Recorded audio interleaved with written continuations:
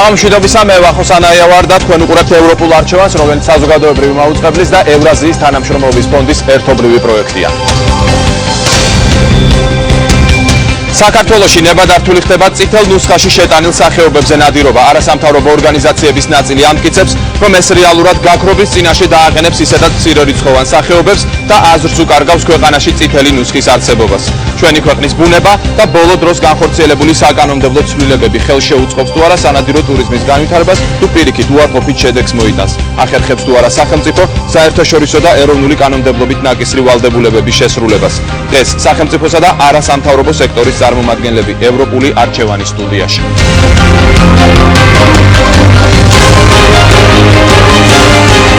ეთერშია ევროპული არჩევანი.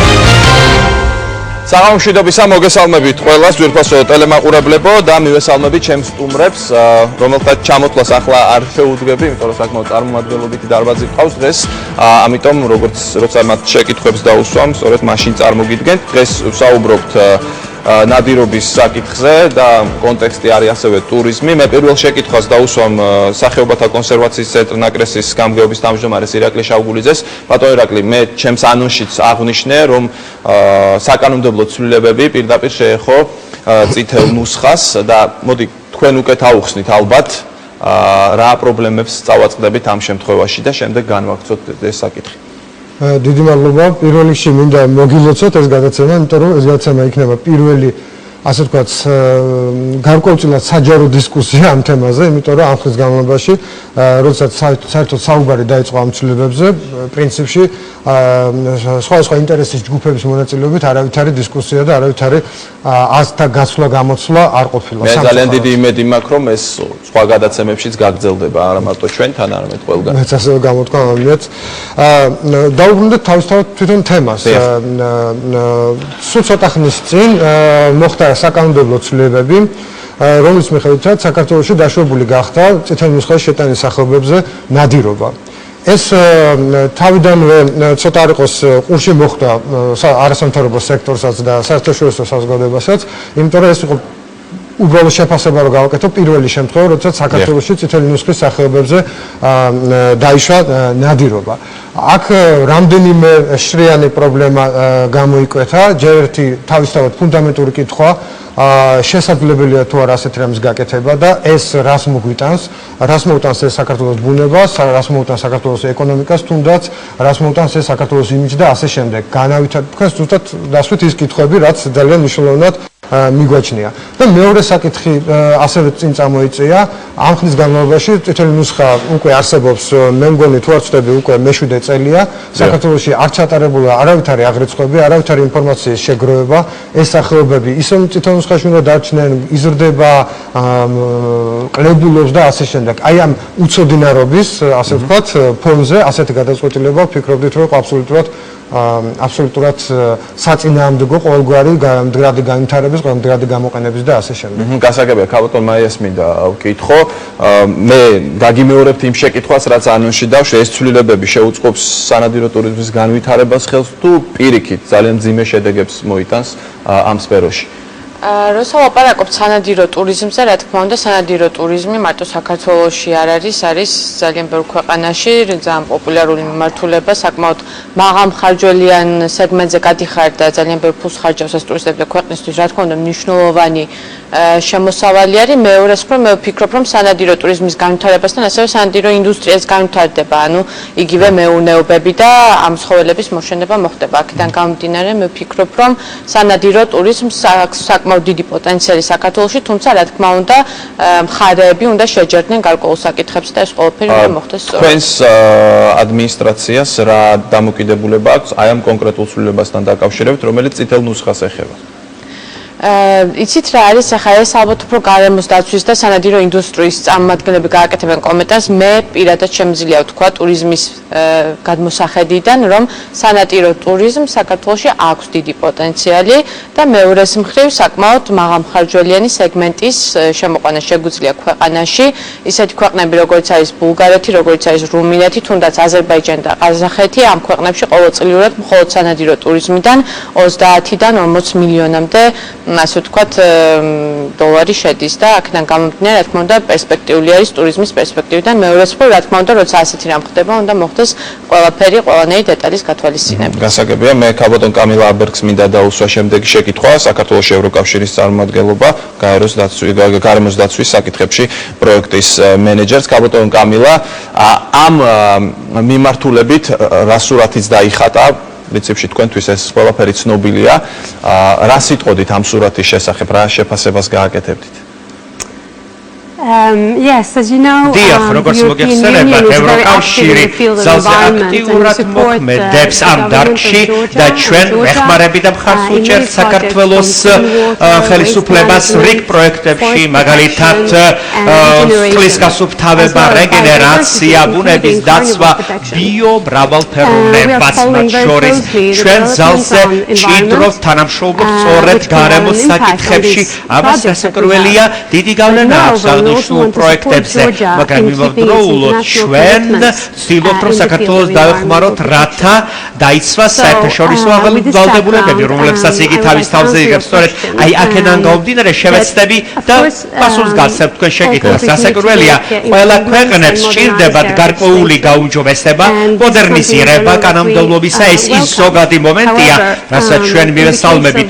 თუმცა კი იმ შემთხვევაში, როდესაც უნდა შემუშავდეს ახალი კოდექსი, ნადირობისა, ჩვენ გვაქვს ის შეჭრება, რომ ეს შეიძლება ჯერ არ არის სწორედ იდეალურ მდგომარეობაში, თლად პროცესი არ არის სრულად მიმართული და ჩამოყალიბებული და მე თლად არ ვარ დარწმუნებული, რომ ყველა მონაწილე აღნიშნული პროცესისა გაცნობიერებულია, ყველას ჩაუტარდა კონსულტაცია, ყველა გამოიკითხა, ამიტომ ჩვენ მზად ვართ, რომ საქართველოს ამაში გაუწიოთ თანადგომა, ხარდაჭერა და შესაბამისად ჩვენ გსურს ჩვენი მხრიდან გავაცნოთ საქართველოს ამ დარგის საუკეთესო პრაქტიკა.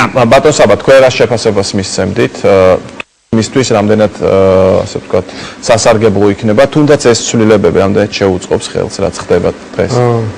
პირველ რიგში მინდა თქვა, რომ ძალიან დიდი ენერგიითა და დადებითად მიმაჩნია ეს მოვლენები, რაც ახლა ხდება, თუნდაც დღევანდელი დისკუსია და ის ცვლილებები, რომელიც შეიძლება და უნდა განიცადოს ამ კანონმდებლობამ და ჩამოაყალიბოს სწორი ევროპული ნადირობის წესები და პრინციპები და შესაბამისად პროცესი დაიძრას, როგორც იქნა ყინული გაუღვა, შეიძლება ითქვას, იმიტომ რომ წლების მანძილზე შეიძლება ითქვას დამოუკიდებლობის პირველი დღიდან ნადირობა საქართველოში რეალურად არ არსებობდა, არც სახელმწიფოსთვის, არც მოქალაქეებისთვის, თუ არ ვიტყვით გადამფრენ ფილმზე, რომელიც ძალიან ასე ვთქვათ უბრალოდ და ყოველგვარი ანალიზის გარეშე იყო დაწესებული და შედეგით სახეზე გვაქვს კანონ გარეშე მოხდა ნადირობის თითქმის 80%.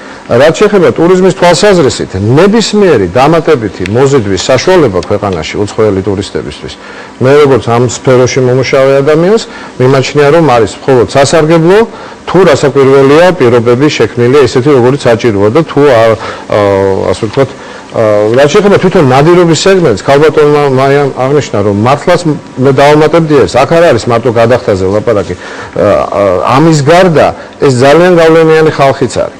მინდა გითხრათ, რომ გადაწყვეტილებების მიმღები საზოგადოების იცით თქვენ ჩამონათვალი, რომ გოლფი ითვლება, გოლფზე მაღლა დგას სწორედ ნადირობა ამ თვალსაზრისით. ეს არის დამატებითი პაუზა, დამატებითი ურთიერთობები, დამატებითი სიმპათიები, ან თუ ცუდად გაკეთა ანტიპათიები ჩვენი ქვეყნის მიმართ.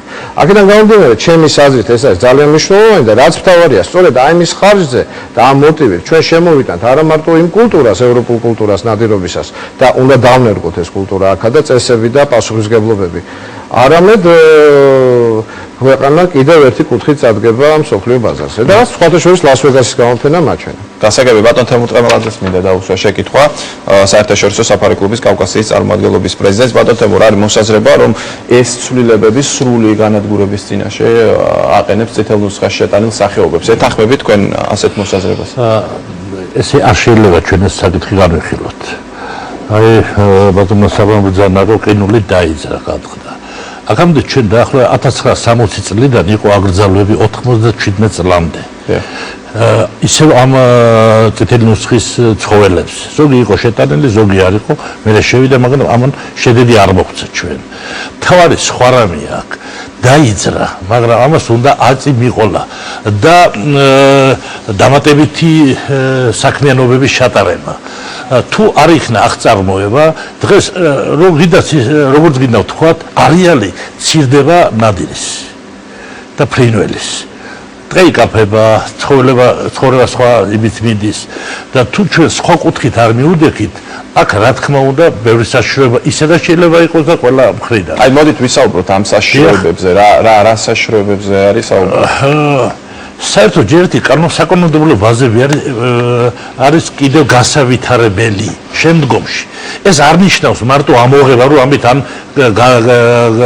გადარჩება, ან გაწყდება. ჩვენ მის მიმართ უნდა სხვა მიდგომა უნდა გავაკეთოთ. ხელი შევუწყოთ წარმოებელი ჩავთვალოთ, ეს არის სანადირო მეურნეობები. ესენი თუ არ შეიქმნა და ხელშეწყობა არ იქნა, არაფერს ფასი არ აქვს რა. ეს არის შემქმნელი, ეს არის ბუნებრივი რესურსი, რომელსაც ადამიანი ქმნის, რომელიც განადგურდა, ეს არის მადანი, რომელსაც ჩვენ მიწიდან ვიღებთ, ან სხვა რესურსი, ბუნებრივი რესურსი, ეს არის ჩვენი ხელით უნდა შევქმნათ, ჩავდოთ ინვესტიციები და ამ ინვესტიციების მოზიდვას კიდე ეს არის ხანგრძლივი პროცესი და არ არის ესეთი ხანმოკლე ინვესტიციის პროგრამები აქ არ არის, მინიმუმი 5-10 წელიწადი ითვლება სანადირო მეურნეობამ რაღაცა მოხდეს. მაგრამ აქ ხდება სხვა რამე. ხალხის დასაქმება, სანადირო მეურნეობა ითვლება არაპირდაპირი შემოსავლების ყველაზე დიდ წყაროს, რაც მთავარია იმისთვის. ამის გარდა, თუ ჩვენ ვიწყებთ ნადირობაზე კი და თუ ჩვენ ნერგავთ სანადირო მეურნეობების განვითარებას, იმ წუთში გვაქვს ჩვენ საქმე ინვესტიციებთან. აი 6 წელიწადია, მე-6 წელიწადია ჩვენ გვაქვს ერთი სანადირო მეურნეობა ჭიაურში რა. დღეს კიდევ არ არის გახსნილი სრულყოფილად. მაგრამ იქ უკვე სერიოზული თანხები დაიხარჯა. ეს არის მთავარი. ხალხი დასაქმდა. ერთ-ერთი ყველაზე დიდი შემომტანია რეგიონში, ლაგოდეხის რაიონის მხედველობაში ეს ორგანიზაცია. ამის გარდა უკვე ეს თვითონ სტრუქტურულად არის ძალიან რთული. თუ ეს არ შევქმნით ჩვენ არასამთავრობო ორგანიზაციები ჩვენი ერთობლივი შერწყმით შეგვიძლია ძალიან დიდ შედეგს მივახციოთ, იმიტომ რომ ჩვენი ხედვა ერთმანეთს უდგება და ასევე სახელმწიფოსთან ერთი ინტერესი გვაქვს. ოღონდ სწორად გავსაზღვოთ ეს ყველაფერი, სწორად გადავდგათ ნაბიჯი. მაშინ გვექნება ჩვენ ძალიან კარგი შედეგი. მე მომეწონა რამდენიმე რამე ამ ცვლილებებთან დაკავშირებით, იმიტომ რომ ძალიან შემხედი იმით წამოვიდა შინაგან საქმეთა სამინისტრო. უცებ მოწესრიგდა ის პრობლემები, რაც ხელს უშლიდა სანადირო მეურნეობის განვითარებას. მოხიბლული ვარ ჩვენში დარჩეს ტურიზმის დეპარტამენტის და ქალბატონი ვერაკუბალიათი, იმიტომ რომ ეს თემა თავისი მხრივ გაითავისეს ძალიან კარგად. ჩვენ პირადად ჩვენ საფარი კლუბმა ინიციატივა გავაკეთეთ ამ ლას-ვეგასის გამოფენის. უცებ აეწყო ყველაფერი, მშვენიერი ეს გამოფენა იყო და ძალიან ბევრი რამე მივიღეთ, მე მგონი აქედან გამოცდილება და ყველაფერი. გასაგებია, დაგიბრუნდებით თქვენ კიდევ დანარჩენებსაც მივცეთ საშუალება გამოთქვას თავისი აზრი, იმიტომ რომ როგორც აღმოჩნდა, ასეთ ფორმატში პირველი გადაცემაა მე როგორც მოვუსმინე. პრობლემებზე მინდა ვისაუბროთ, რა გარდა კანონმდებლობა ერთი, რაც ითქვა, რომ აქ არის ხარვეზები, კიდევ რა პრობლემები შეგვიძლია თქვათ ამ სფეროში. მოგესალმებით და მე ვიტყოდი ესეთი კუთხით, რომ აბსოლუტურად ვეთანხმები იმ პათოსს, რომ ყინული დასაძრაველი იყო, ანუ ყველაფერი იყო გაყინული ერთ ადგილზე და თქვათ მხოლოდ და მხოლოდ იმ ფაქტით, რომ წითელ ნუსხაში ჩვენ ესა თუ ის ნადირფრინველი შევიყვანეთ, ეს პრობლემას არ წყვეტდა. არ იყო არავითარი სამოქმედო გეგმა იმისი თუ თქვათ 3 წელიწადში, 5 წელიწადში როგორ უნდა ამოგვეღო ეს წითელი ნუსხიდან უკან, ანუ რა ქმედებები უნდა მოხდარიყო. იქიდან გამომდინარე, რომ დღეს შეიძლება ნადირობის დაწყებაზე შეიძლება ითქვას, რომ უკვე სხვა, ასე ვთქვათ, აი სამონადირეო მეურნეობები და სხვა ბიზნესები ჩაერთვება იმაში, რომ აღწარმოება მოხდეს, მაგრამ აქ არის პრობლემა რაში? პრობლემა იმაში არის, რომ ვინც ამ სფეროში, ასე ვთქვათ, მოღვაწეობს ბოლო რაღაც წლების განმავლობაში, მივდიოდით ნაბიჯ-ნაბიჯ იქამდე, რომ ეს ყველაფერი მომხდარიყო. მაგრამ რაღაცეები არ მოხდა, ანუ კანონი შემოვიდა ძალაში მაშინ, როდესაც საქართველოს შეიძლება ითქვას სხვა კუთხით ამისთვის მზად არ არის. მზად არ არის, ვთქვათ, იგივე ინფრასტრუქტურით, არ არის მზად მომსახურებით. არ არის მზად მომსახურებით, აი როდესაც ჩვენ საუბრობთ იმ მაღალ ხარჯვით სეგმენტიან ბაზარზე, მათ ასევე ის სერვისი უნდა ზუსტად რომელსაც ისინი ვთქვათ იგივე ავსტრიაში იქნება, აფრიკაში იქნება თუ სხვაგან ჩადის, სადაც იმ ძალიან დიდ თანხას ხარჯავს, ხო?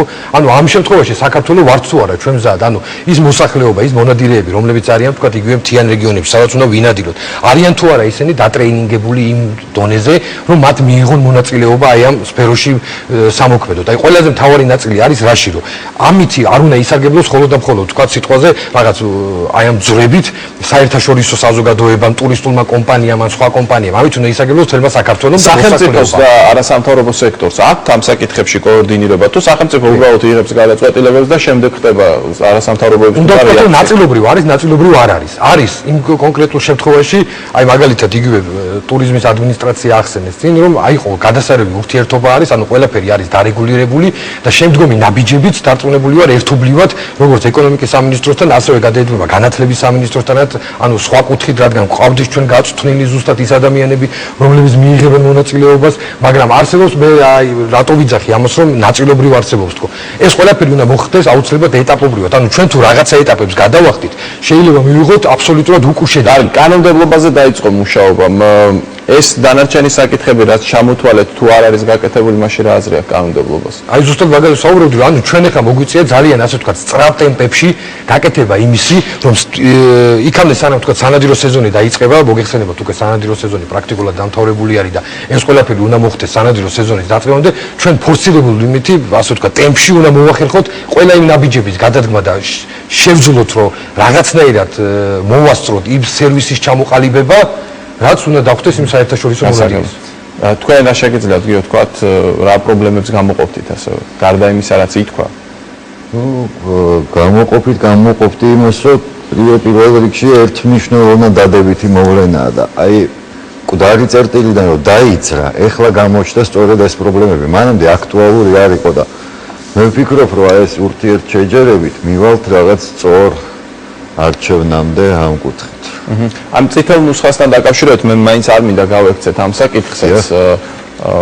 ანუ მე რაც ანუში წარმოვადგინე, პრინციპში პასუხი უნდა გაეცეს ხო ამ შეკითხვებს.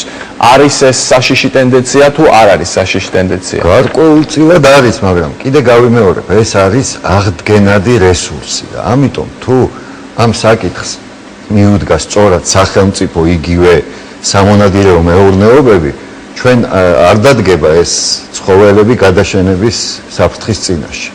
იგივე იმ თვალსაზრისით, რომ ხელოვნურად შევძლებთ ჩვენ მათი პოპულაციის ხელოვნურად შევძლებთ ეს პოპულაცია იყოს ერთ დონეზე და გამოხშირვით, ანუ გაიცემა ლიცენზიები მხოლოდ იმ ცხოველზე, რომელიც არის დაუშვათ უკვე ისეთ ასაკში, რომ მას გამრავლების პრობლემები აქვს და 1000 ნიუანსი ამაზე ჩემზე კომპეტენტურად ისაუბრებენ, მაგრამ არსი ეგ არის ამ პრობლემის, რომ შესაძლებელია იდეაში თან მით უმეტეს გვაქვს ჩვენ ძალიან ბევრი მაგალითი გვერდზე სახელმწიფოების და არა მარტო გვერდზე, რომლებთანაც ეს პრობლემა დარეგულირდება. ირაკლი, ეთანხმებით ამ უკანასკნელ მოსაზრებას? თუ შეიძლება ამ საკითხს ვისაუბრებ და მე მგონი ერთი საკითხია კიდე, ჩვენ საუბრობთ წითელ ნუსხაზე როგორც ასეთზე, ხო? მე მინდა ძალიან სწორად აღვიქვათ, რას ნიშნავს საერთოდ წითელი ნუსხა და რისთვის შეიქმნა, ხო? წითელი ნუსხა არანაირ შემთხვევაში არ არის თვითმიზანი, რომ ჩვენ იქ შევიტანოთ უამრავი სახეობა და მე მშვიდად ვიყოთ, რომ ეს სახეობები დაცულია. წითელი ნუსხა იქმნება მხოლოდ იმ სახეობებისთვის, რომლებიც საჭიროებენ სპეციალურ ღონისძიებას, სპეციალურ დაცვას, ხო?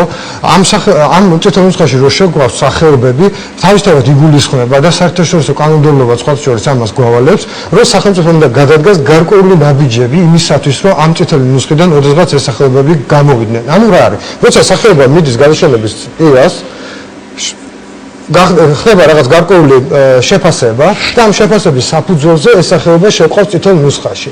მაგრამ ძალიან ცუდი იქნება თუ ეს სახეობა სამუდამოდ დარჩება წითელ ნუსხაში. არავის არ უნდა წარმოადგენთ, რომ თქვა არასამთავრობო სექტორი ან ბუნების დამცველები იბრძვიან იმისთვის, რომ წითელ ნუსხაში დარჩენილი სახეობები სამუდამოდ იქ და არა, ჩვენ გვინდა რომ ეს სახეობები იქიდან ამოვიღოთ, მაგრამ ამისათვის საჭიროა რომ დაცვა იყოს გარანტირებული და ზოგიერთ შემთხვევაში კონკრეტული ღონისძიებები. როცა საუბრობთ ახლა ეს დაიმუქრება თუ არა ამა თუ იმ სახეობას, უნდა გვახსოვდეს, რომ წითელი ნუსხა ბევრი სხვადასხვა სახეობისგან შედგება. ბოლოდროინდელი საკონდულო ცვლილებებით იქ ნადირობა დაშვებულია უკვე სრულად სხვადასხვა ასე ვთქვათ სხვადასხვა ჯგუფის და სხვადასხვა დონეზე გადაშენების პირას მყოფ სახეობებზე. მაგალითად ავიღოთ ირემი და ნიამორი, რომელიც ორადორი სახეობაა წითელი ნუსხიდან პრაქტიკულად, რომელზეც ჩვენ ვიცით რამდენი ყავს საქართველოში და ეს რაოდენობა არის უკიდურესად მცირე. ზუსტად ამ სახეობებზე საუბრობთ, როცა ვამბობთ, რომ ნადირობა ამ სახეობებზე საერთოდ არ უნდა განეხილებოდეს. მიხოთ იმისა, ისინი წითელ ნუსხაში დარჩებიან, ამოვლენ წითელ ნუსხიდან. არის სხვა სახეობები, რომლებზეც საერთოდ არ ვიცით რა რაოდენობით ყავს. აი ამ სახეობებზე, რა თქმა უნდა, ჯერ პირველ რიგში უნდა ჩავატაროთ ეს აღრიცხვები, შევაფასოთ ეს პოპულაციები და შემდეგ ვიფიქროთ უკვე ისინი ამოსაღებია წითელ ნუსხიდან კატეგორიაა შესასვლელი თუ ასე შემდეგ. აი ამ მიმართულებით უნდა ბატონ დავით არქნიშვილს მინდა ვკითხო წითელ ნუსხასთან დაკავშირებით. თქვენი აზრი გამოთქვათ. რამდენად არის ასეთი მძიმე ეს? ყველაზე უფრო მე რას ავერიდებოდი, ესე იგი რაღაც თეზისურ ლაპარაკს, ესე იგი აქ არის რამოდენიმე აზრი, არის აზრი, რომ თქვა წითელი ნუსხა არის, რომ ნამდვილადაც ჩვენი კანონმდებლობის მიხედვით ეს არის აკრძალული ნადირობისათვის სახეობების ნუსხა ან ამოღებისათვის. მეორე არის, რომ ესე იგი აზრი იმაზე, რომ სანადირო ტურიზმს აქვს საქართველოში დიდი პოტენციალი. მე არა ვარ არც ერთში დარწმუნებული და არც მეორეში. საქმე ის არის, რომ წითელი ნუსხა ეს არის პირველ რიგში შეფასება სახეობის მოწყვლადობის. და ის, როგორც აი ბატონმა ირაკლიმ თქვა, ის რომ არის საჭირო გარკვეული ღონისძიებები ამ სახეობის აღდგენისათვის და ძალიან კარგი მაგალითი იყო ირემი. ესე იგი ირმის პრობლემა მდგომარეობს იმაში, რომ ის არის დღეს დარჩენილი მხოლოდ დაცულ ტერიტორიებზე, მხოლოდ ლაგოდეხის ნაკრძალში და ბორჯომხარაგაულის ეროვნულ პარკში. ცხადი არის, დაშვება ესე იგი ნადირობის ესე ჩვეულებრივად არის დამოუკიდებელი იქნება ამ სახეობისათვის გაქრება მეორე მხრივ ესე იგი ღონისძიებები, რომელიც ხელს შეუწყობდა იგივე ირმის გამრავლებას და შემდეგ თუნდაც ნადირობის მეშვეობით მისი მოგების ამოღების იქნებოდა უკეთესი, ვთქვათ, ამ სახეობისათვის, ვიდრე უბრალოდ ესე გაყიდვა ამ სიტუაციის, რომელიც დღეს არსებობს.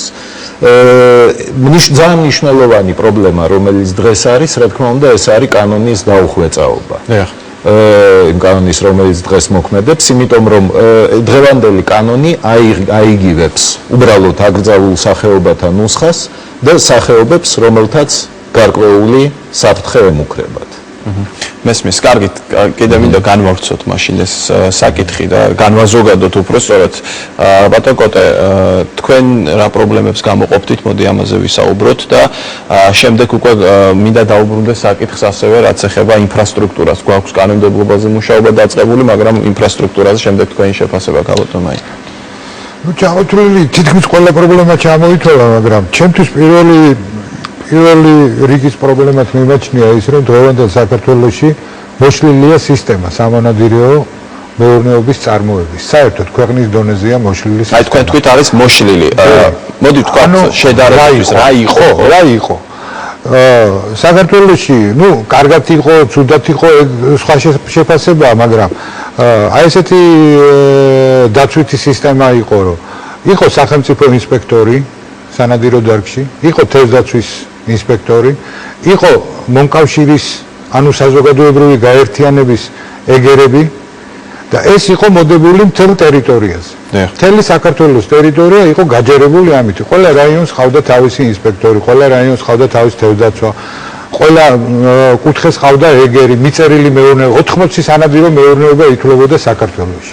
80 სანადირო მეურნეობა. აქედან იყო 7 სახელმწიფო სანადირო მეურნეობა, რომელშიც ერთადერთი იყო, სადაც კეთდებოდა ამ წლების განმავლობაში სანადირო მოწყობა, ანუ 10 წლიანი გეგმა დგებოდა რა უნდა ეკეთებინა იმ სანადირო მეურნეობას იმ ტერიტორიაზე მის ადმინისტრაციას. დანარჩენები იყო მომკავშირის მიწერილი მეურნეობები. ანუ გაპიროვნებული იყო მეტნაკლებად დაცულიც იყო. თორე დღევანდელ დღეს რაც ყავს, ესეც არ გვეყოლებოდა. აი დღეს ვლაპარაკობთ იმაზე, რომ ირემიო ბატონმა დათომ ახსენა.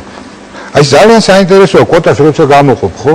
არ შეიძლება ისე გამოყო კვოტა და თქვა რომ აი ეს რაღაცა სახეობა აი ამდენი უნდა მოიკლას. კი, დათვლილი ყავს ირები, მაგრამ ხო, ცალკე საკითხია, ვინ ითვლის, როგორ ითვლის და ხო, მაგას ციფრებზე მაქვს, რამდენად შეესაბამება სინამდვილეს. სადაკლავ ამას.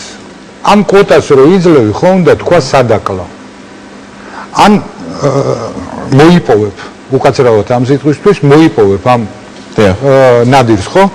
თუ მოიპოვებ ვინ აკავს შემფასებელი ამ მოპოვებული ნადავლის ტროფეის ამას შეფასება ჭირდება იმიტომ რომ ის კაცი რომელიც ჩვენ გვჭირდება აბსოლუტურად ვეთანხმები იმას რომ საქართველოს აქ როგორია გაუხსნელი მარაგი სამონადირეო ტურიზმის თუ სწორად მიუდგებით გაუხსნელი და ძალიან დიდი მარაგი გვაქვს შეგვიძლია ეს გავაკეთოთ, მაგრამ აღწარმოების გზით, მხოლოდ აღწარმოების გზით.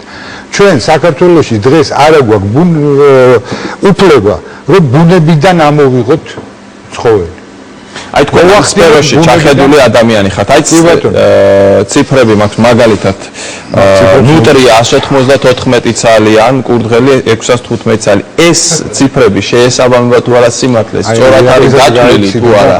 და შემდეგ ვთქვათ მონიტორინგი როგორ უნდა მოხდეს ამ თუ ეს ყველაფერი არ არის მაშინ საერთოდ რაზეა ხო ლაპარაკი აი ვერ გეტყვით საიდან არის ეს ციფრები წამოსული რა მე პირადად საქართველოში ვიცი 7 დურაჯის ბუდე 7 დურაჯის ბუდე ვერანაირად ვერ მოგცემს 50 ფრთას მოსაპოვებლად იმიტომ რომ ერთი დურაჯის ბუდე 7 ფრთას ვერ ითვლის ეს ჩემზეა ლაპარაკი მე შეიძლება უკვე ჩამორჩი ამ რაღაცებს მაგრამ აი მე დღეს ვიცი რომ ეს რაოდენობა საქართველოში და საერთოდ დურაძე თოფის აწევა ქართველი კაციდან სანამ მისი ხელოვნური მოშენება არ იქნება აი რაოდენ ეხლა ირაკლის ეცინება მონადირე კაცი ვლაპარაკობ დაცვაზე თუ არ დავიცავით მონადირე იცავდა ამას ყველაფერს აი დღეს ბატონ დათოსთან მქონდა კიდე საუბარი კალმახთან დაკავშირებით კალმახი რომელიც საქართველოს ყველა მთის მდინარეში ხო? დღეს არის აკრძალული. ანკესით თევზაობაც აკრძალულია. სასროლი ბადით თევზაობაც აკრძალულია. და რა, საბოლოო ჯამში რა გამოგვივიდა? რომ შევატოვოთ ეს მდინარეები ბრაკონიერებს. ისეთ ბრაკონიერებს, რომლებიც ბადით კი არ იჭერენ თევზს და ანკესით, დენითაც სპობენ და არა მარტო თევზსაც სპობენ. სპობენ იმას, რითიც იკვებება თევზი. და მორჩა იქ თევზი აღარ იქნება. ის ერთი ინდივიდი რომ მოკლა და წავიდეს დენით. იქ შეიძლება მეორე მოვიდეს, მაგრამ უბედურება ისაა, რომ იქ აი ის პობა, რითიც ის თევზი იკვებება. იგივეა მტკვარზე. აი ის მონაკვეთი რუსთავიდან წითელ ხიდამდე არის გამხდარი ჩვენი ბაზრების მომარაგებად. გასაგებია ბატონო, არჩილ თქვენ რაც ვეთქვით. მე ბოლოს მომიწია ლაპარაკი და ბევრი რაღაცა ითქვარის მასაც ვაპირებია ირაკი ლაპარაკა, ნიამბურზე ლაპარაკა, ირემზე ლაპარაკა. მე რომ ნახე ეს საიტზე, უბრალოდ ძალიან გავბრაზდი რა.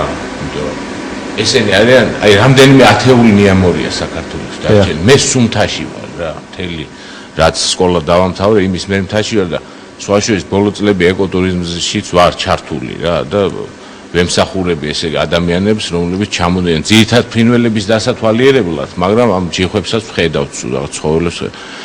ჩემ თვალწინ ძალიან დაიკლო რაოდენობა, ბევრი ცხოველის. აი ნამდვილად რა, იმ დღეს ვლაპარაკობდით, რომ ლაგოდეხის ნაკრძალს მე ნაკლებად ვიცნობ, მაგრამ მთელი ცხოვრება მთაში და ტყეში მაქვს გატარული, ირემი არ შემხვედრია არასოდეს. აი არ შემხვედრია რა.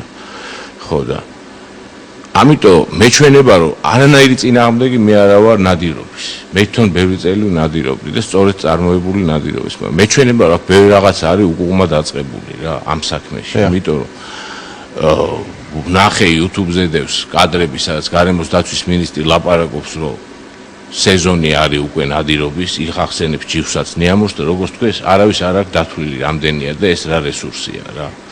ხო და იყო ლაპარაკი რომ აღდგენადი რესურსიაო და ჯერჯერობით დიდი ნაწილი ამ ცხოველების არის აღსადგენი რესურსი და უბედურება ის არის რომ ჩვენ ქვეყანაში გარემოს დაცვა არ არის პრიორიტეტი საერთოდ და არა მარტო სახელმწიფო საზოგადოებაშიც ეს ერთი მეორეზე ძალიან დამოკიდებულია რა. ამიტომ მოვედი აქ პრინციპში ამ ჩემი პოზიციის გამოსახატავად, რომ ეს არის ძალიან საფრთხილო საქმე. აქ არიან ძალიან გამეხარდა კოტე ციხისელი რომ დავინახე, იმიტომ რომ ეს არის ამ დარგის სპეციალისტი. ვიცი რომ თემურ ტყემალაძე ბევრი წელია ამითია დაკავებული რომ შექმნას ეს სანადირო მეურნეობა. აქ არის შექმნაზე ლაპარაკი. ეს არის ბევრი წელი არ არის ესე ადვილად გადასაწყვეტი რომ რაღაცა დარბის ფული უნდა დატოვოს, ხო? არ არის, ჯერ ის უნდა გამრავლდეს. და მერე მოვა ეს ყველაფერი, მერე დასაქმდება იქ ადგილ, ჯერ უნდა ჩაიდოს. სანამ არ ჩაიდება რაღაცა, მანამდე არაფერი არ მოხდება რა. გასაგებია, სხვა შორის შესაბამის სამინისტროებს, რომელსაც ეხება თქვათ, ეს არის ენერგეტიკისა და ბუნებრივი რესურსების სამინისტრო, გარემოს დაცვის სამინისტრო და ასევე საპარლამენტო შესაბამის კომიტეტი ჩვენ შევთავაზეთ, რომ ყოფილიყვნენ დღევანდელ გადაცემაში, მაგრამ ნუ როგორც ხედავთ, არ არიან, არის სურვილს მოსვლა. რეკლამა და რეკლამის შემდეგ დავბრუნდებით კვლავ პირდაპირ ეთერში.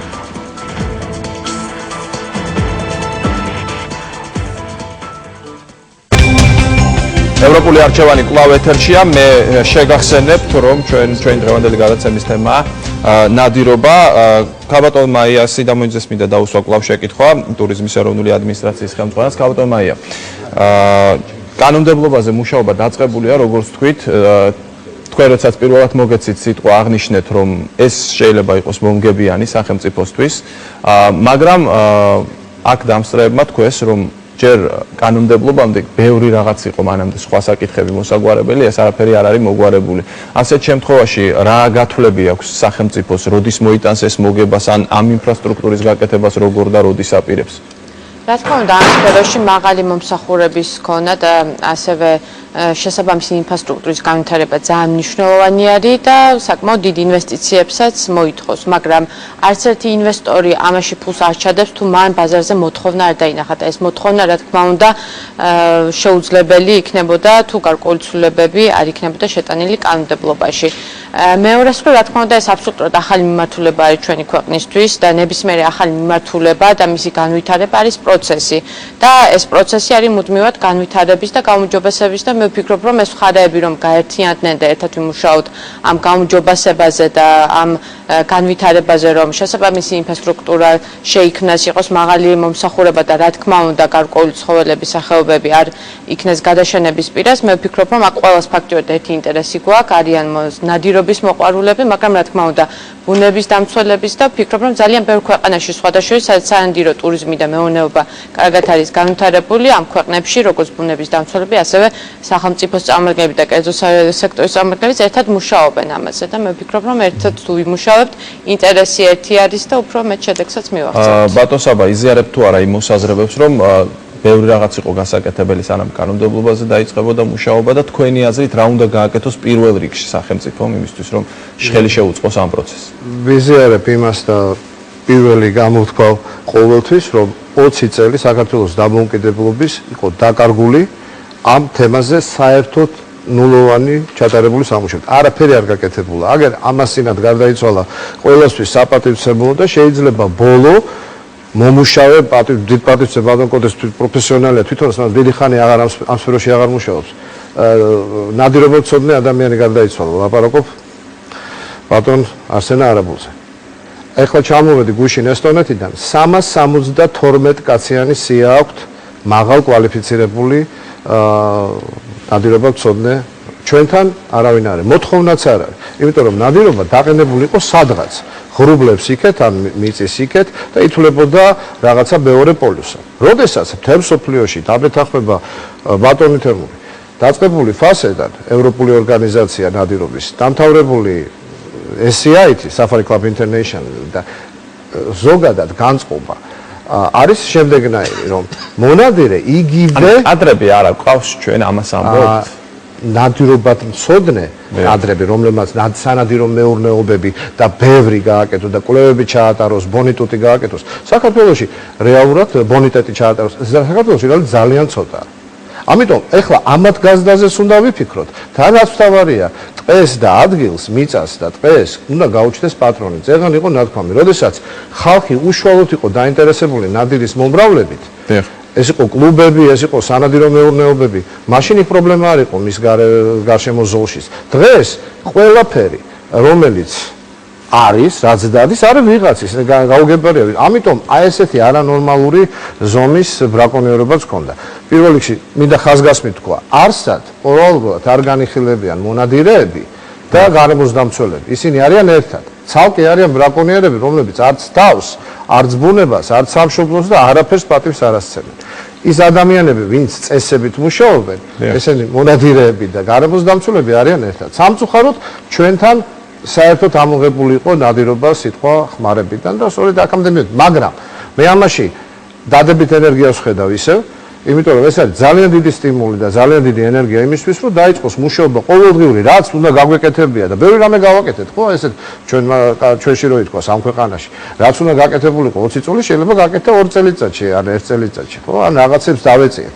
ეს არის ჩვენი ბედი, ესე უნდა დავეციოთ და გავეციოთ და გავუსწროთ კიდევაც, იმიტომ რომ ბუნებრივია ის სოდნების გაზრდას 2 წელი არ ეყოფა ეს არ ეყოფა აქ ლაპარაკია მიდგომაზე ჩვენ რატომ არ არის დათვლილი ჯიხვის რაოდენობა ყველაზე ბოლო ინფორმაცია ისევ ნაკრესის მიწოდებულია რომელიც ამაზე მუშაობდა და სწორედ ჰქონდათ დათვლილი რა თქვა ჯიხვის რაოდენობა წითელ წიგნში ნაკრესის ცნობით არის იმის შემდეგაც ალბათ რაღაცა ექნებათ გაკეთებული მე ვამბობ ნაკრესი ერთ-ერთი არასამთავრობო ორგანიზაცია რომელშიც მე ვიცნობ ხალხს და ვიცი როგორ მუშაობს ზოგადად სხვა არაფერი არ ხდებოდა. ქვეყანაში არავინ არ მუშაობდა იმაზე, რომ ნადირობა არც კი თვლიდნენ იმას, რომ ნადირობა როდესმე შეიძლება დაიშვას. არც ყოველი იყო დათვლილი, არც წესები იყო დარეგულირებული და ასე შემდეგ. ეხლა შორს წაგვიყვანს ბევრი ლაპარაკი იქნება ტურიზმიდან გადავდივარ პირდაპირ ნადირობაზე, მაგრამ ხაზგასმით მინდა თქვა, თუ დღეს ნადირს პატრონი არ აყავს, აღწარმოება იქნება ეს თუ უბრალოდ კონსერვაცია და მას არ აღიქვას როგორც თავისას. ადგილობრივი მოსახლეობა იქნება თუ თბილისელი ნებისმიერ ადგილას ყოფს ხო მაშინ არაფერი არ გამოვა საერთო საკუთრების ეპოქა გავიარეთ და მარტო მილიცია და პოლიცია და ისაკავებდა ასე ვთქვათ ბრაკონიერობისაგან ხალხს დღეს საკუთრების და საბაზრო ფორმებმა უნდა შეაჩეროს ეს ყველაფერი დაიცვას მეურნეობები უნდა გაკეთდეს და რასთავარი მართლა უნდა მოხდეს აღწარმოება რომ სხვანაირად შეუძლია ქალბატონ კამილა თქვენ მინდა ისევ დაგისვათ შეკითხვა ევროკავშირს რა რეკომენდაციების მიცემა შეუძლია საქართველოსთვის ამ სფეროში და რა დახმარების გაწევა ასევე როგორია ევროპული ქვეყნების გამოცდილება ამ სფეროში Yes.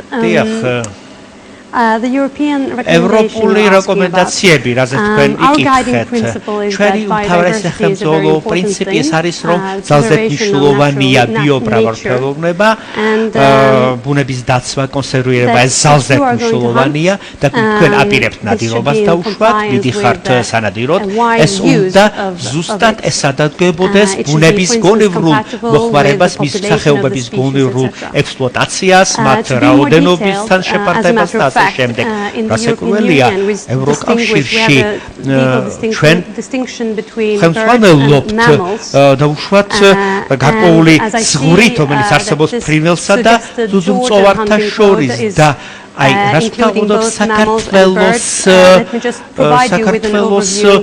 საკანონმდებლო სივრცე აი თქვენ ალბათ ეს ორი სახეობა ერთად გყავთ მოქცეული.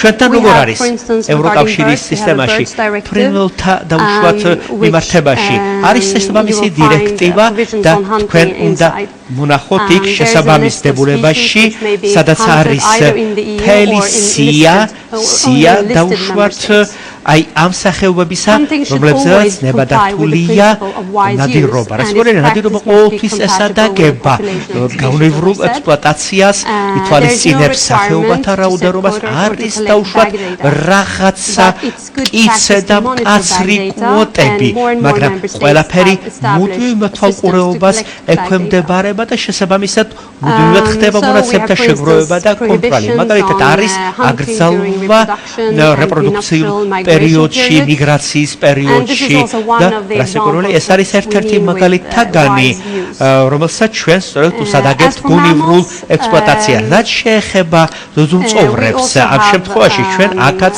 გვაქვს დებულებები შესაბამის სფეროსათვის და ეს ყველაფერი ყველაფერი არის ის მომენტი, რომელიც ხელმძღვანელობს აი ამ გონივრული ექსპლუატაციის პრინციპებით და იმეც გამოთქვათ, რომ საქართველო კიდევ უფრო დაუახლოვდება ევროკავშირის მის კანონმდებლობას სწორედ აი ამ ჩვენი საუბარი მიდის დასასრულისკენ, მოდით შევაჯამოთ გარკვეულ ვისაც გსურთ აზრის გამოთქმა, ყველას მოგცემთ ამის საშუალებას, ირაკლი მოდი თქვენგან დავიწყოთ და შემდეგ რამდენიმე საკითხთან დაკავშირებით მინდოდა უბრალოდ დამეზუსტებინა ჩვენი პოზიცია.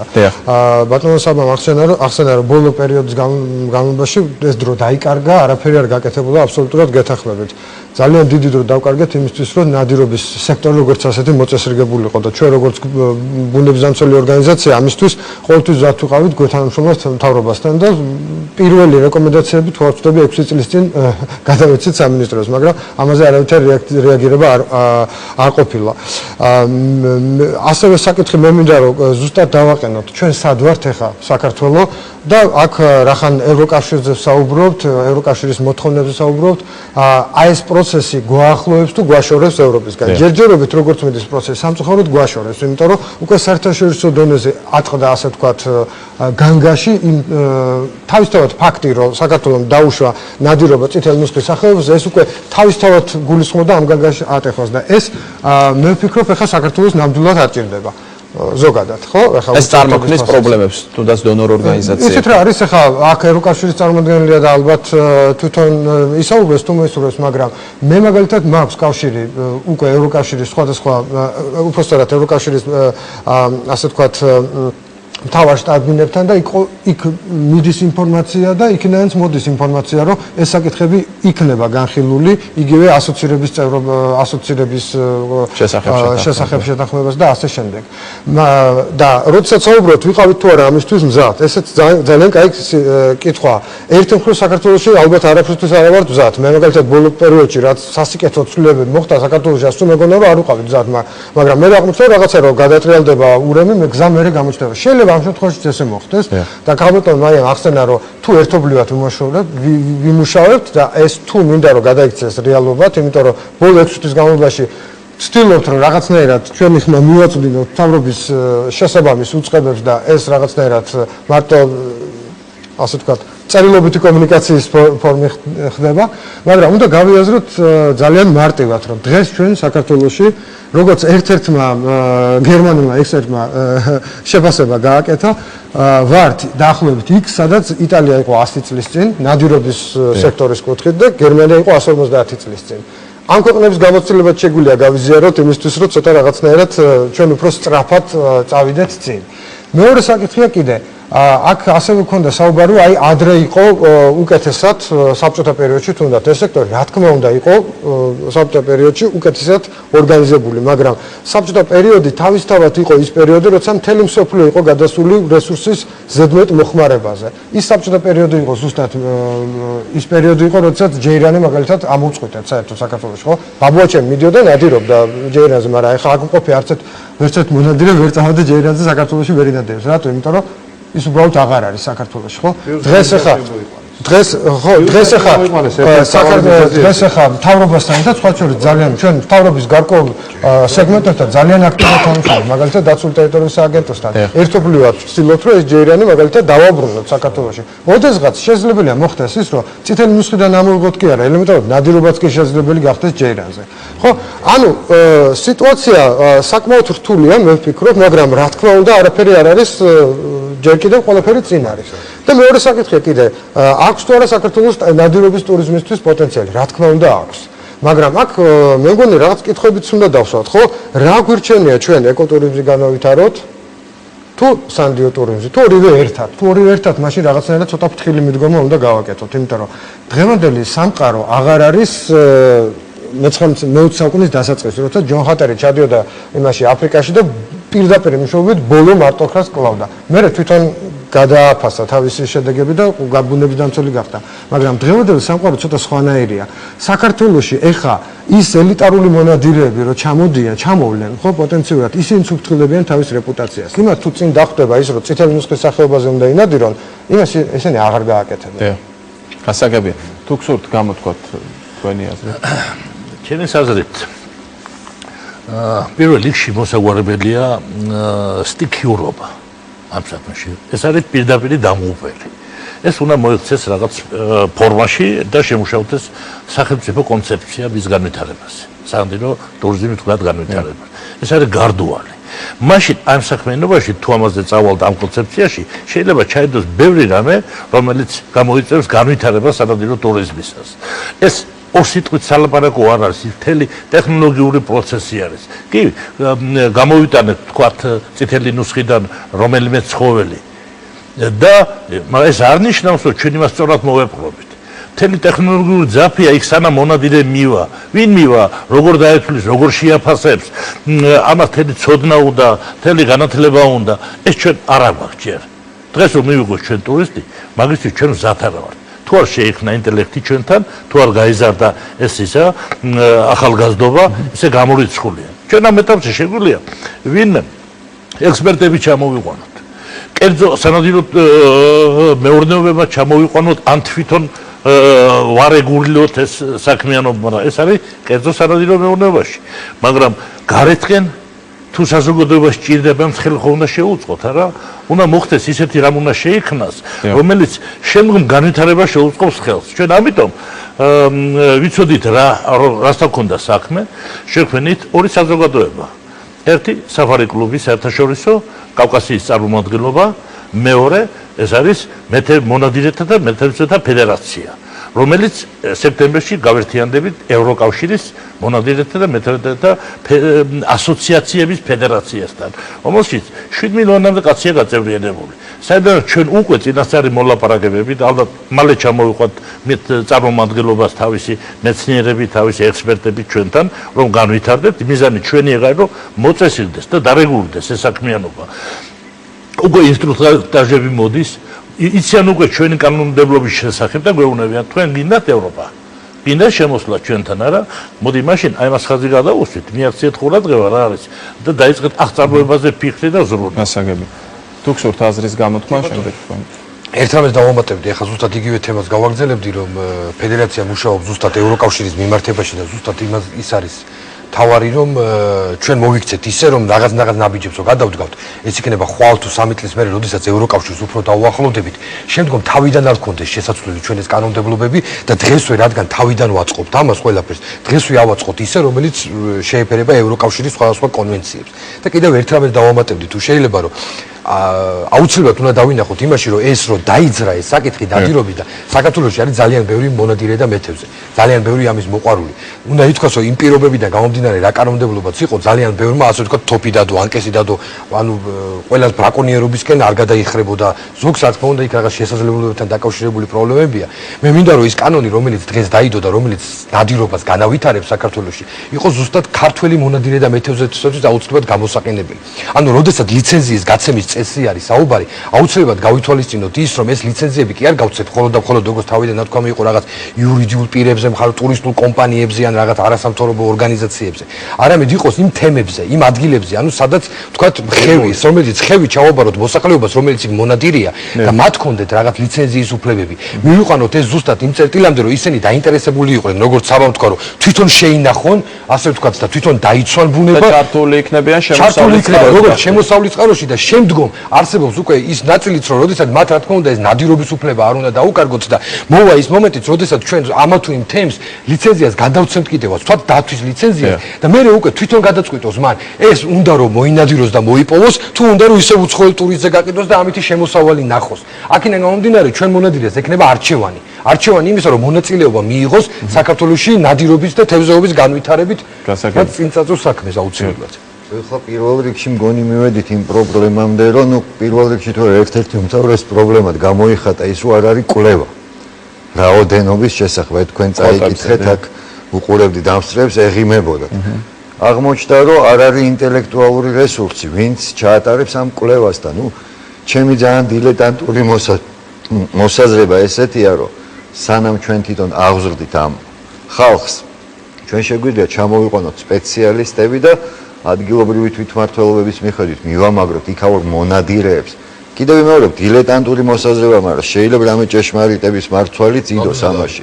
რომ ამ კუთხით დავიწყოთ, რომ რაღაც გარკვეული სურათი მივიღოთ რაოდენობის ამ ცხოველების. სანადირო თვითონ მეურნეობები როგორმე თვითონ იზავენ ამას და დანარჩენი უკვე აი სხვა ტყეებში რაღაც ამ ფორმით რომ მოგვეფიქრებინა. კიდე მარტო ფრაზე გამოგეხმაურებით გამახსენდა WWF-ის მაგალითი, როდესაც რაღაც საქველმოქმედო ნადირობებით და სხვადასხვა აქციებით გადაარჩინა რომელიღაც სახის მარტოვკა და ეხლა წელიწადში 3 მოკლის უფლებას აძლევენ უკვე იმდენია ერთ-ერთ ეროვნულ პარკში და კიდე არ დაგეთანხმებით ეკოტურიზმი და სანადირო ტურიზმი არის რაღაც მოდელები, მაგალითად ახალ ზელანდიაში, სადაც ორივე ამ სახის ტურიზმი ყვავის და კიდე ერთხელ მადლობა მოწვევისთვის და მიხარია რომ ასეთი კონსტრუქციული საუბარი შედგა. თუ გსურთ გამოთქვა თქვენი აზრი და გვაქვს კიდევ დრო იმისთვის. იმას ვიტყოდი რომ სანამ არ დაითვლება და არ შეფასდება სპეციალისტები, არიან აქ სპეციალისტები სხვათა შორის, ვისაც შეუულიათ ამის გაკეთება. მე მგონი ბიოლოგები ბევრი არ არიან, მაგრამ ვიღაცები არიან. მე მგონი მანამდე უნდა შეჩერდეს უბრალოდ ეს ამბავი რა, რაც ეხება ჯიғს, ნიამორს, ირემს, თორე სანადირო მეურნეობებში ხო? ისეც მიდის ნადირობა და წარმატებულად იმ გაშვებულ ცხოველებზე, ღორებზე ამას უნდა ჯერ დათვლა და შეფასება რა, აუცილებლად. გასაგებია.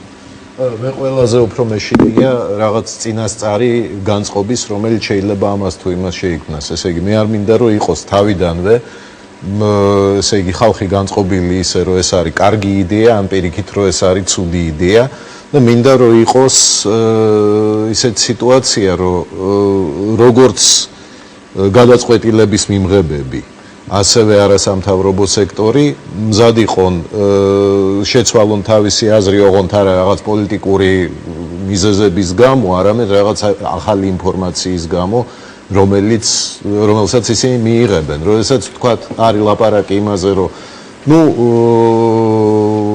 აი სანადირო ტურიზმს აქვს დიდი პოტენციალი, შეიძლება ბევრი არ დამეთანხმება, მაგრამ ჩემთვის ეს არის უფრო სადღეგრძელო, იმიტომ მე არ ვიცი რამდენად დიდი პოტენციალი აქვს ამას. შეიძლება არავით არის, შეიძლება ძალიან დაბალი, ძალიან რთული არის ეს პრობლემა, იმიტომ რომ ეს არ არის მხოლოდ თქვა რაღაც შემოსავლის წყარო, არამედ სოციალური ასპექტი არის, რა დაკავშირებული იყო აქ ლაპარაკი ადგილობრივ მოსახლეობასთან.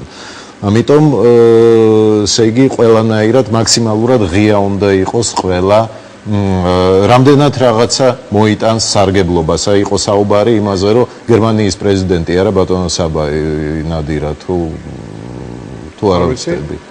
არა არ მიქხვას ეგა? თუ უცხოელი. რამაგანი სტუმრები ვთქვათ, არა, რომ რამას რაღაც პოლიტიკური შეიძლება ჰქონდეს. მე არ ვიცი, მე არა ვარ ამაში დარწმუნებული, რომ ესე იგი ამან პრეზიდენტი არ მიქხვას. მე ვთქვი, რომ ამ სფეროში გოლფი ითვლებოდა პირველ, ასე ვთქვათ, ყველაზე ლობისტურ გოლფი. არ არის, სინამდვილეში არის ნადირობა, სადაც ყველაზე გავლენიანი და გადაწყვეტილების შეიღები საზოგადოება, ასე რომ რაღაც სპონტანურად გამოდის, რომ ჩავერთეთ თუ არა პრობლემაა. ის არის, რა ქვია, ასე რომ ერთ კაცს ნადირობისთვის ჩამოსულს, წესიერად მომსახურებულს, შეუძლია შემოიტანოს დაახლოებით 10-15-20 ტურისტის შესაბამისი შემოსავალი, რომელიც არასოდეს არ ნაწილდება ერთ ორგანიზაციაში გამყოლებს და ყველას უნაწილდება ეს თანხები და პლუს ამას ძალიან მართლა ძალიან დიდი ნაწილია სამყაროში მართველი საზოგადოების დიდი წილი არის სწორედ დაკავებული ამ სფეროს. ესე იგი ეს არგუმენტი იქნებოდა ძლიერი თუ ჩვენ გვეცოდინებოდა ციფრები. დღეს ვაღიაროთ, რომ ჩვენ არ შეგვიძლია ეს ციფრები. ნადირზე ლაპარაკობთ, ხო, ბუნებრივია. ბატონო. მე მაინც მინდა ეს სადღეგრძელო ჩერეცხული ჩემი ნათქვამი გავიმეორო. საქართველოს მართლა ძალიან დიდი პოტენციალი აქვს სამონადირეო მეურნეობაზე. ოღონდ კულტურული ნადირობა უნდა მივეჩვიოთ და უნდა შევქმნათ კულტურული სანადირო მეურნეობები. სახელმწიფომ უნდა ხელი შეუწყოს საკანონმდებლო ბაზის შექმნით, საგანმანათლებლო ბაზის შექმნით, რომ სანადირო მეურნეობა არ იყოს მიტოვებული მეპატრონეზე. სანადირო მეურნეობას პატრონი, რასაც პატრონობს, იმის გარეთ მისი პატრონი არავინ არ არის. ანუ საკანონმდებლო ბაზა უნდა კონდეს. როცა შენ ტყეს აძლევ ადამიანს და ეუნები რომ აი ეს ტყე შენია და შენ აქ სანადირო მეურნეობა მოაწყე, მაგრამ შენი ნადირი არ უნდა გავიდეს სასოფლო-სამეურნეო სავარგულში, ან გარედან შემოსული მოსახლეობამ შენ უნდა მოგიჭრას ტყეს შიგნით ეს უკვე იქ სანადირო მეურნეობა არ ეწყობა. ანუ ამას უნდა კანონის ფარგლებში მოქცევა ყველაფერს. თუ გინდა ტურიზმი, თუ გინდა შემოსავალი, თუ გინდა რომ ამ ტურიზმში დასაქმებული ხალხი ყავდეს, ამას უნდა შეუქმნა საკანონმდებლო ბაზა. ჩვენ მივეჩვიეთ კანონს. ძნელი წარმოსადგენი იყო ჩემთვისაც ქართველისთვისაც რომ ჩვენ ესეთი კანონმორჩილები გავხდებოდეთ, მაგრამ მივეჩვიეთ. ამ კანონებსაც მიეჩვევა ხალხი. აუცილებელია უამისოდ არაფერი არ მოხდება. სამონადირეო მეურნეობა ეს არის დარგი.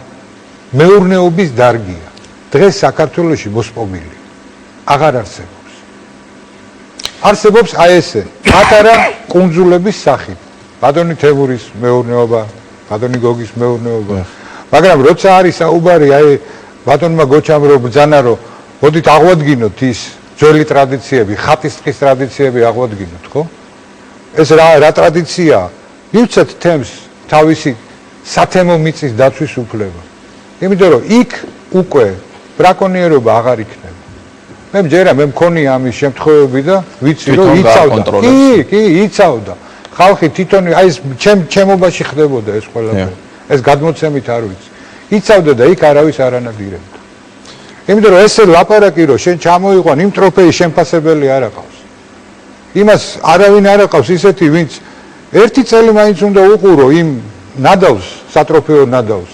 რომ იცოდე რომ იმის რქა რამსისკია, იმის სიგრძე რა არის, მილიმეტრი ისა. რა არის იცით გოჩამ აღნიშნა მგონი რომ შეიძლება სულ გუღმა შედეგი მივიღოთ. აი იმ არასწორი ნადირობით სულ გუღმა შედეგი მივიღოთ, იმიტომ რომ აქ ჩამოსული კაცი და სხვათა შორის ძალიან დიდი ისა აჟიოტაჟი გამოიწვია ამან უკვე ევროპაში. იმიტომ რომ ეს როგორ გითხრათ, იცით, ახალი მიწა, აქ არასოდეს არავის არ უნადირია. ინტერესი ძალიან დიდია აქ ევროპას. მით უმეტეს ჩვენ გვყავს ისეთი აბორიგენული სახეობები, რომლებიც არ აყავს ევროპას. განსაკუთრებია. კარგი, ძალიან დიდი მადლობა მინდა გადაგიხადოთ ყველას, ძალიან მოკლედ თუ შეიძლება და უნდა დავასრულოთ. პირველ რიგში მინდა ვთქვა, ძალიან ბევრ ქვეყანაში არის როგორც ეკოტურიზმი, ასევე სანაპირო ტურიზმის განვითარებული, თუმცა რაციონალური ბალანსი მნიშვნელოვანი არის ყველგან. მეორე მხრივ მე ვფიქრობ, ვინაიდანაც გაყინული საკითხი უკვე დაძრული არის, აქ უკვე მხარეები უნდა გაერთიანდნენ და იმუშაონ ერთად და ვიმუშაოთ ევროკავშირთან ერთად, რომ საერთაშორისო გამოცდილება გავიზიაროთ და მე კვლავ ვფიქრობ, რომ სანადირო ტურიზმს დიდი პოტენციალი აქვს საქართველოში, თუმცა იდეალური ინფრასტრუქტურა მომსახურება და კვალიფიცირებული კადრები ვერ გვაყოლება იმ სფეროში, სადაც გაყინული არის, ანუ უნდა დაიწყოს ამაზე მუშაობა, რომ ამ ყველაფრამდე მივახციოთ და იყოს. გასაგებია, ძალიან დიდ მადლობას გადაგიხდით ყველას. მე მართლა მიხარია რომ ეს გადაცემა შედგა ამ ფორმატში და შეიძლება ცოტა ზოგადად ვისაუბრეთ, მაგრამ ეს ზოგადი საუბარი ალბათ ზოგად წარმოდგენას მაინც შეუქმნიდა იმ ძირითად პრობლემებზე, რაც ამ სამონადირეო სფეროში არსებობს. ძალიან დიდი მადლობა მობრძანებისთვის. მე მაყურებელს კი შევახსენებ, რომ ევროპული არჩევანი მომდევნო გადაცემა ეთერში გავა მომავალ 4 შაბათს საღამოს 10 საათზე პირველ აღწერთ პროექტი.